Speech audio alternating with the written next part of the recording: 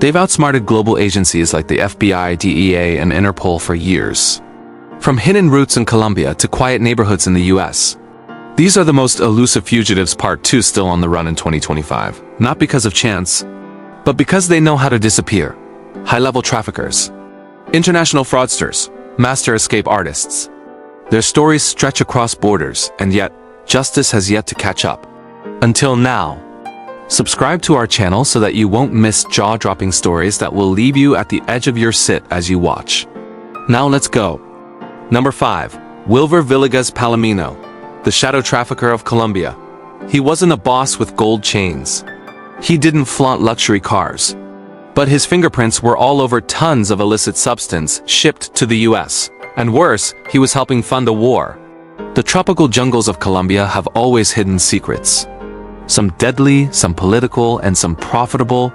For decades, the country's shadow war between government forces and left-wing insurgents has been fueled by one thing: narcotics money. And in the thick of this dirty economy stood Wilver Wiligas Palamino, a logistics ghost known by few, seen by fewer, but responsible for shipping illicit substance in metric tons. He wasn't flashy, he wasn't loud, he operated like a phantom.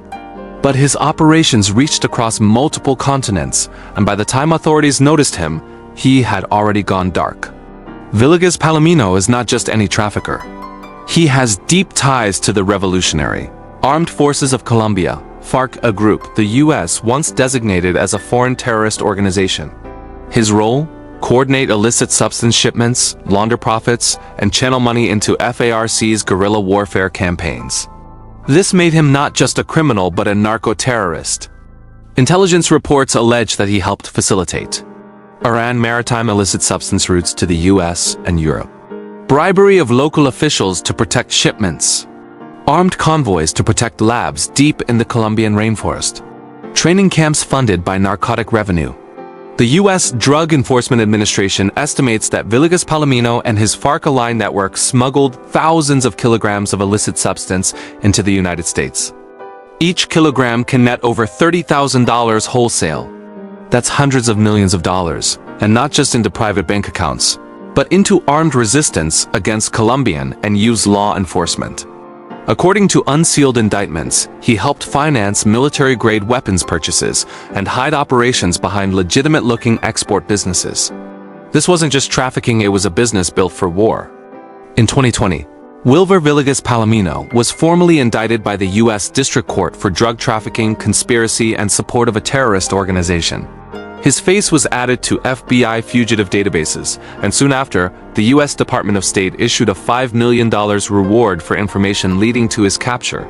But by then, he was gone. Vanished into Colombia's rural hinterlands, where FARC splinter groups still maintain influence, and where loyalty can be bought more easily than a passport. Despite the size of the reward and pressure from international forces, Wilver Wiligas Palamino remains one of the most elusive men in South America. Here's why. 1. He's protected. Not by bodyguards, but by terrain and alliances.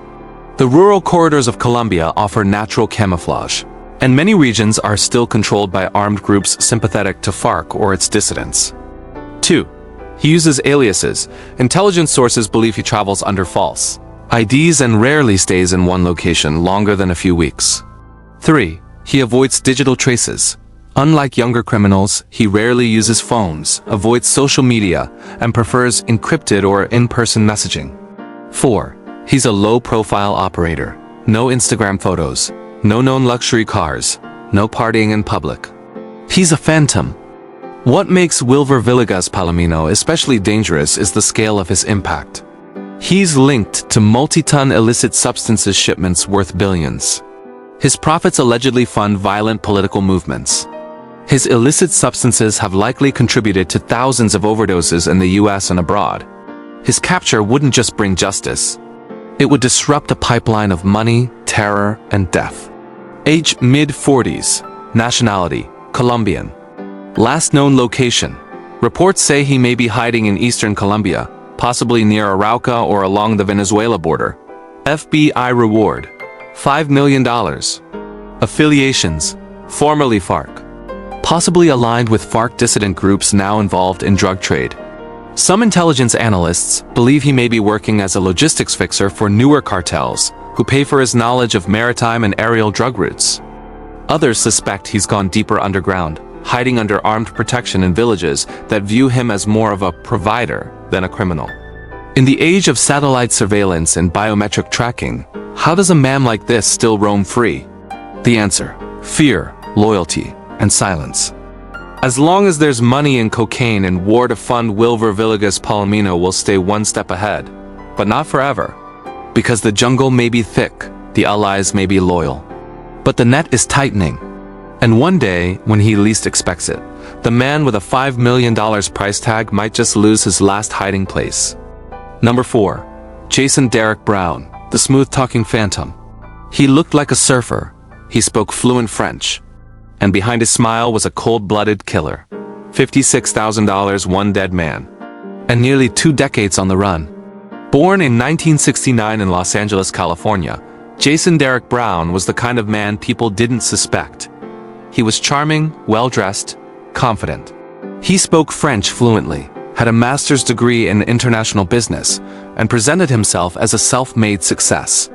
He told people he sold golf equipment online, or imported luxury cars, or ran a financing company. None of it was true. Behind the scenes, Brown was buried in debt, scamming investors, and living off fraud. But what came next would turn him into one of America's most elusive fugitives. On November 29, 2004, 2 days after Thanksgiving, Jason executed a precise heist in Phoenix, as he had studied an armored truck schedule and guards. That morning, 24-year-old Marine and Guard Robert Keith Palomares, carrying $56,000 in weekend deposits, exited an AMC theater. A gunman in a hoodie and sunglasses approached, firing 5 shots from a .45 Glock. Robert was hit and collapsed. The attacker took the cash and fled on a mountain bike. This attack took less than 30 seconds. Within hours, Phoenix police were on the case. And soon so was the FBI. They found the killer's bike dumped behind a nearby church. But the real break came when they traced the weapon, a .45 caliber Glock pistol, purchased by none other than Jason Derek Brown. Weeks earlier, Brown had taken a firearms class in Utah and bought the weapon for protection. Witnesses later identified Brown as acting suspiciously in the area days before the murder. Police issued a warrant. But Brown? Gone. Jason Derek Brown abandoned his BMW near the Portland, Oregon airport. He withdrew cash, turned off his phone, and disappeared. Authorities believe he hopped on a flight, possibly under an alias. Others suspect he may have driven into Mexico. Since then, the FBI has chased hundreds of leads across Canada, Thailand, France, Southern California. They've even followed rumors that he's living in Mormon communities, blending in due to his religious background and clean-cut image. Unlike most fugitives on the list, Brown isn't tied to cartels, terror groups, or violent gangs. His strength is psychological. He blends in. Brown has an average height, athletic build, and a face described as generic enough to disappear in crowds. He's smart. With degrees and fluent French, Brown could easily pose as a tourist, businessman, or teacher abroad. He's manipulative. Investigators describe him as highly charismatic, able to earn trust quickly and lie convincingly. Over the years, FBI agents have issued age-progressed images to help with identification, but sightings remain unreliable. In 2008, a man in Salt Lake City claimed Brown was working at a ski resort under a new name. The tip came from a former acquaintance who recognized his voice. Another lead suggested he was living in Orange County, California, surfing during the day and laying low at night. In 2017, a hiker in Colorado reported seeing someone who matched Brown's FBI poster. All of these leads ended in dead ends. As of 2025, Jason Derek Brown has evaded arrest for over 20 years. Age-progressed sketches show him in his mid-50s. He may have changed his appearance, dyed hair, facial hair, even plastic surgery. Authorities believe he may still be, in the US, hiding in plain sight. In Canada, possibly Quebec due to his French skills. In Telenor, the Philippines, where American fugitives have historically vanished. His love for surfing, golf, and high-end living might be the very clues that bring him down. A man who murdered a guard for a bag of money and then just disappeared. No social media. No contacts. no mistakes. He could be your neighbor, your Uber driver, your tennis instructor, but one day someone will recognize him. And when that happens, the chase will end and justice will begin. Number 3. Artemio Cruz, the ghost behind the cartels. He's not just one man. He's a name that moves dope, money, and death across borders. He wears faces like masks, and the FBI has no confirmed photo. This is the story of Artemio Cruz, the alias behind some of the most brutal cartel operations in the Western Hemisphere. Artemio Cruz. That's the name scrawled across DEA files, intercepted texts, and blood-soaked ledgers. But to this day, no one knows for certain who Artemio Cruz really is. Because Cruz is an alias used by multiple high-level cartel operatives over the years, mostly linked to Sinaloa and CJNG, Cartel Jalisco Nueva Generation. It's not just a name, it's a phantom identity, passed like a torch between drug lords to shield their real identities. According to the FBI and U.S. Drug Enforcement Administration, Cruz is tied to dozens of murders, including borderland executions and political assassinations. He's allegedly overseen illicit substance, meth, and fentanyl pipelines flowing from Mexico into Texas, Arizona, and California. He's known for coordinating silent crossings routes that avoid major highways, instead using underground tunnels, modified livestock trucks, and corrupt customs agents. 1D report dubbed Cruz a spider in the middle of overlapping webs, Sinaloa money, CJNG muscle, and a ghost's digital trail. The legend of Artemio Cruz isn't just built on violence, it's built on whispers. In 2019, Mexican military forces raided a compound near Durango suspected to house Cruz. They found burner phones, ledgers, and encrypted drives, but no man. In 2021, Cruz's name appeared in WhatsApp messages coordinating the ambush of a Jalisco police convoy. 12 officers were killed. In 2023, a cartel informant told U.S. Marshals, Cruz isn't just one guy, he's whoever they need him to be. He's the voice in the satellite phone, the man behind the curtains. And yet, the FBI still lists Artemio Cruz as a top-level person of interest. Why? Because every shipment traced, every death linked, every movement tracked points back to the same name. Cruz doesn't make mistakes. He doesn't use social media. He doesn't show his face. But what law enforcement has discovered is a pattern of behavior. He uses rotating shell companies to clean cartel cash through cryptocurrency investments, high-end real estate in Panama, and fronts in the U.S. Southwest. Intercepted emails signed AC have surfaced during takedowns of CJNG distribution hubs in Los Angeles and El Paso. His name has appeared on fake Venezuelan passports, Mexican tax documents, and even UN refugee applications. He may be in South America, Dubai, or right back in Sinaloa. But no agency can say for certain. It's believed that Cruz helped broker a fragile truce between factions of CJNG and Sinaloa in 2020, aiming to protect revenue pipelines from too much internal violence. But when that truce fell apart, Cruz reportedly authorized a series of targeted killings in Guadalajara, followed by bombings of rival safehouses in Tijuana. Authorities say he communicates through heavily encrypted military-grade SATCOMs and changes voice modulators every 3 months. One informant swears he wears a scar across his chin. Another says he has a tattoo of the Sana Muerte under his left arm. The problem? None of them agree on what he looks like. Cruz has made fools of task forces. In 2021, an undercover agent got within one layer of his cell before disappearing without a trace. In 2022, a coordinated raid on a cartel yacht in Mazatlan yielded 600 kilos of cocaine. But no, Artemio Cruz. In 2024, Interpol flagged a suspect in Portugal carrying a Cruz alias, but by the time they moved in, he'd vanished, leaving behind only a note that read, "Try again." Today, the FBI labels him a Tier 1 narco-terrorist. They suspect he is still active, coordinating multi-ton shipments and laundering millions without ever stepping foot in the United States. There's a $3 to $5 million reward floating between the FBI and U.S. State Department, depending on who can provide verifiable info. But Cruz hasn't slipped up. He has no verified phone number, no clear photo, and no single fingerprint on record. Just aliases, shell names, and the trail of bodies and bricks of cocaine that point toward a man who may not even exist anymore, at least under that name. You can put a face on a poster. You can run a name through Interpol, but how do you catch a man who doesn't exist? Artemio Cruz, ghost name of the modern cartel war. The FBI wants him, the D wants him, and somewhere out there, he's watching them all look in the wrong direction. Number 2, Ismael Zambada, the ghost of the Sinaloa cartel.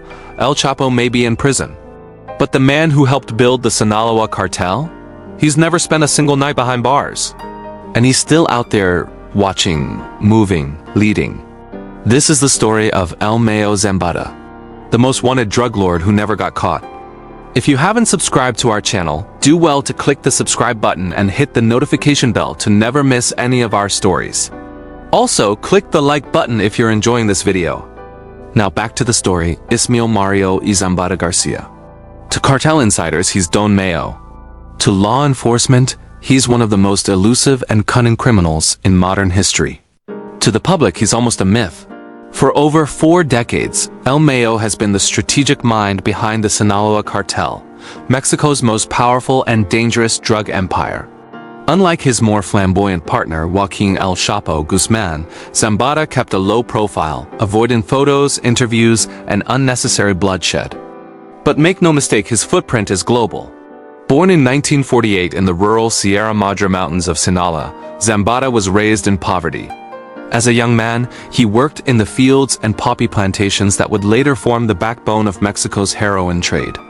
In the 1980s, when Colombian cartels needed reliable traffickers in Mexico, El Mayo emerged as the go-between, offering routes, security, and distribution from the Pacific coast up into the United States. By the 1990s, Zambada was co-running the Sinaloa cartel, building routes through Tijuana, Juarez, and the Arizona border. He diversified the operation: cocaine from Colombia, heroin and marijuana from Mexico, meth labs deep in the jungle, human trafficking and weapons deals as side operations. El Mayo's genius wasn't in brutality, but in logistics and survival. He never used phones. He traveled with multiple layers of bodyguards and lookalikes.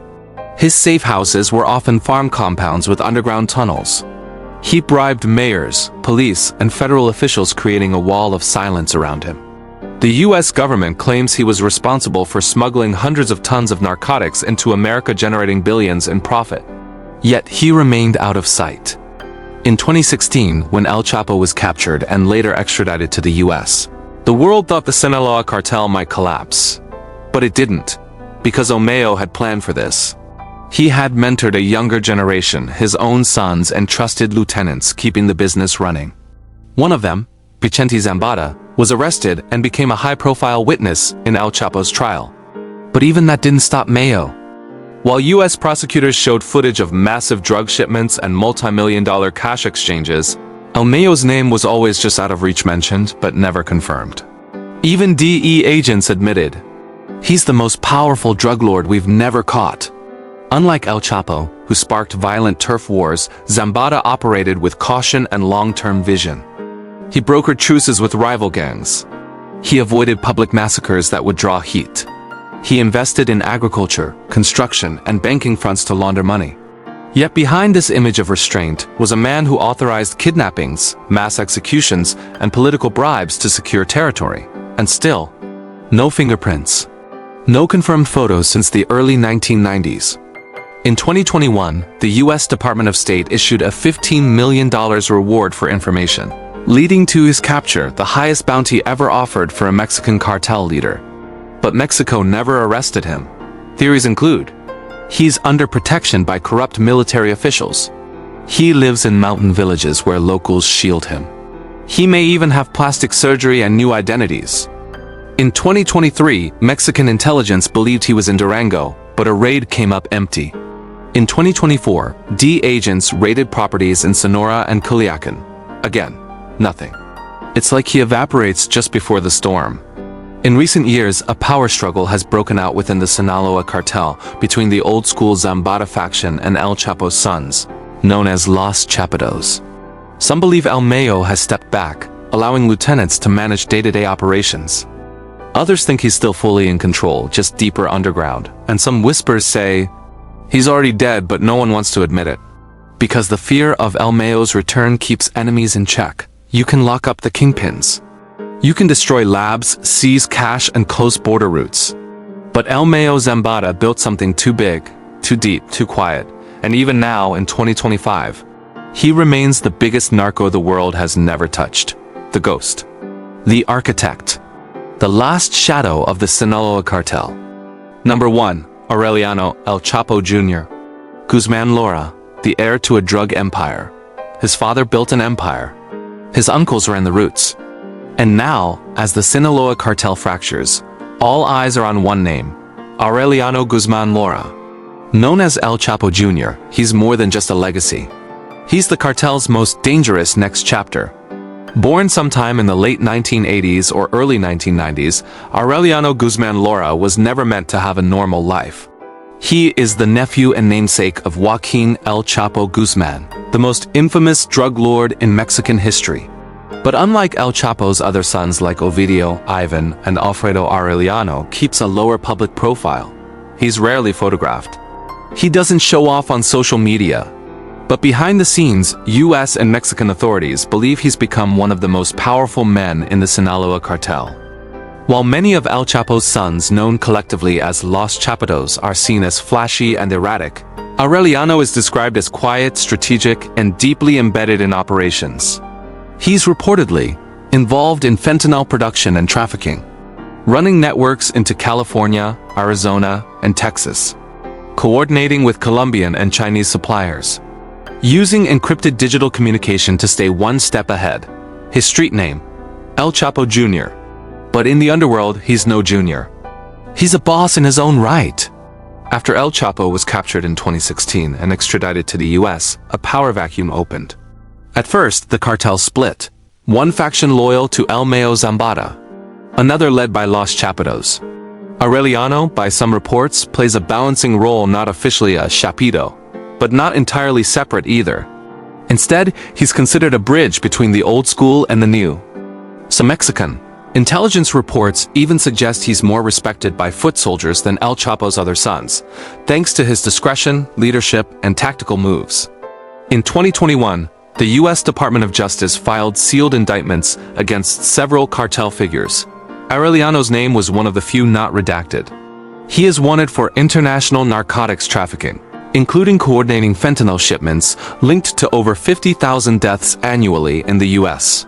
He is also believed to oversee lab construction in remote areas of Sinaloa and Sonora, money laundering routes through casinos, front businesses, and crypto, assassination squads to eliminate rivals and silence potential turncoats. Despite multiple operations targeting him, Aureliano has never been captured.